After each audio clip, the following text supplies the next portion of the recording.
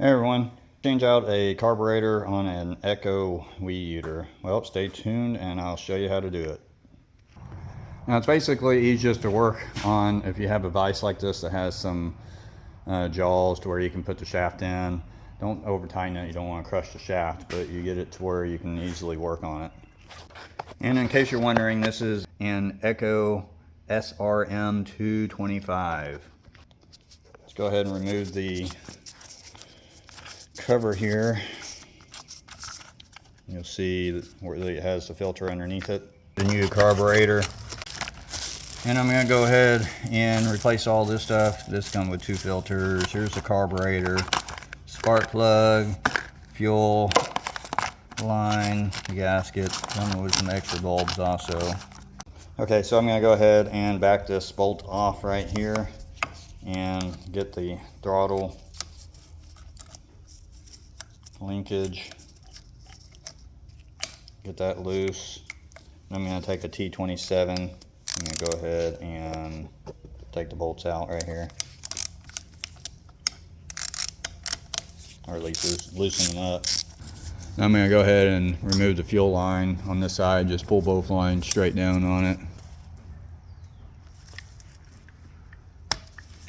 So once you get both of the mounting screws out or loosened up,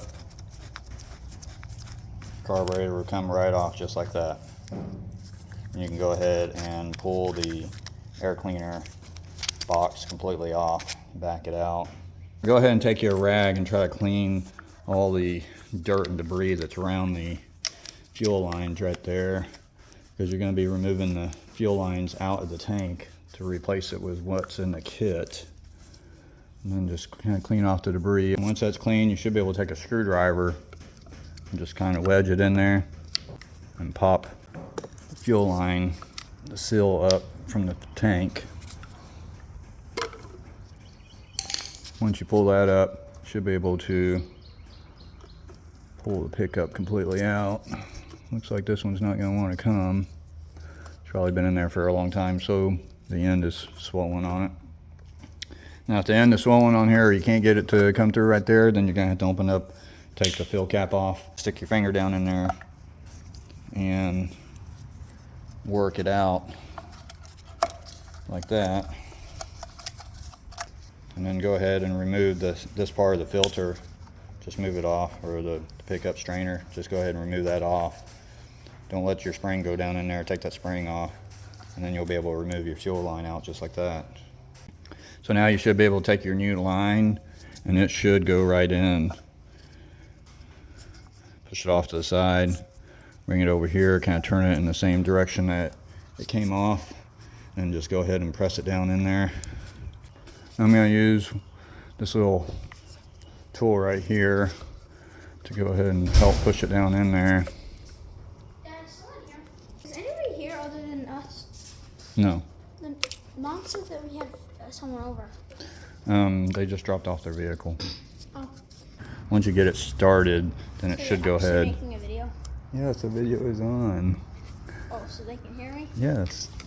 Oh, well, hi guys. Hi.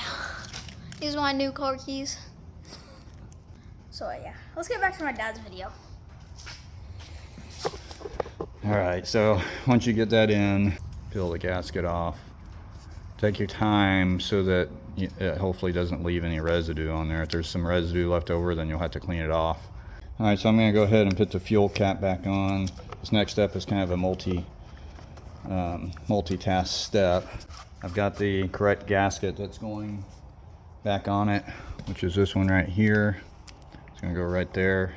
But what I'm going to do is I'm going to place the gasket onto the carburetor there, and then I'm going to go ahead and slide the air filter box over just like that.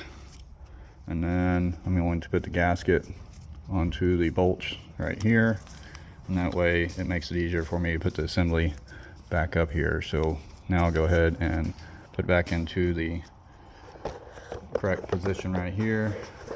Hi guys.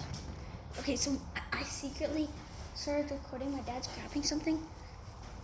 I just gotta show you the keys to my truck. I think my dad's coming. Hi, Dad.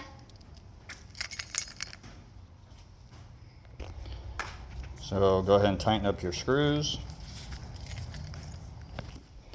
Go ahead and snug them up once you get them down there. They don't have to be too tight. Just kind of snug them by hand. About like that. That's good to go. Now you can go ahead and put your throttle up here. Pull that back.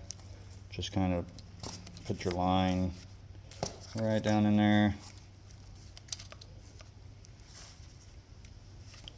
Just get that straight.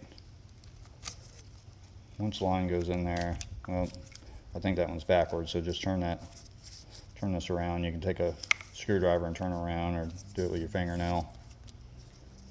Once it's in there, then you can see that's in there now. And go ahead and just let this go right back down the way that it was. That hard, Dad? And go ahead and tighten up the bolt.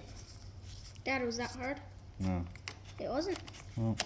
Alright, go ahead and snug that. It doesn't have to be real tight. Just snug it up. So then take your fuel lines and go underneath here and go ahead. Put the yellow one on the bigger outlet on the carburetor.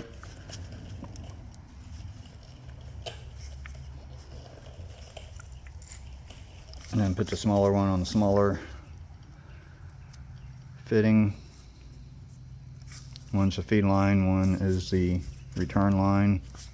Now you can take the brand new filter and set it into the assembly. Screw that in. You almost done, Dad? Alright, once that's screwed in, that part's done. So now I'm going to take a 3/4 inch socket and remove the spark plug. Wait, Dad, you got a new spark plug? Yeah, it came with the kit. Okay, once that's loose, go ahead and take the spark plug out. Now go ahead and take your new spark plug and thread it in. I got it.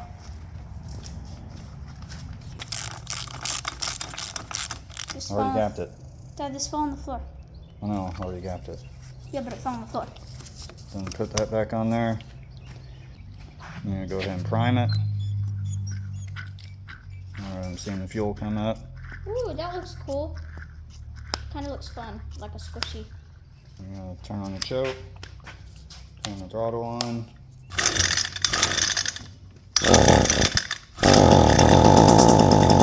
Yep, guys, well, that's it for my dad's video today. Hope you enjoyed it. My dad works really hard for you so that you can know how to fix things. So, yeah, make sure to like, subscribe, tell your friends about my dad's video, and, yeah, peace.